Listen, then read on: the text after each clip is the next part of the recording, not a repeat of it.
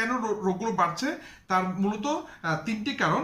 এক নাম্বার কারণ হচ্ছে মানে আমাদের শরীরে টক্সিনের পরিমাণ বেড়ে যাচ্ছে, ঠিক আছে, ফ্রি রেডিক্যাল, টক্সিন এগুলোর পরিমাণ বেড়ে যাচ্ছে, ঠিক আছে, এই জন্য রোগ বেড়ে যাচ্ছে।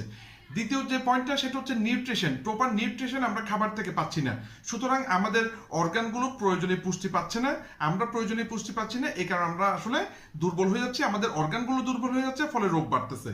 আর 3 নম্বর যে বিষয়টা সেটা হচ্ছে রং লাইফস্টাইল, আমরা সঠিক সময়ে খাবার গ্রহণ করতেছি না, ভুল সময়ে খাচ্ছি, বারবার খাচ্ছি, রোজা বা উপবাস রাখতেছি না, এরপর প্রপারলি ঘুমাচ্ছি না, ঘুমানোর টাইমে জেগে আছি, জাগার টাইমে ঘুমাচ্ছি, মানে সবগুলোই এলোমেলো কাজ, যেমন ইচ্ছা তেমন চলতেছে।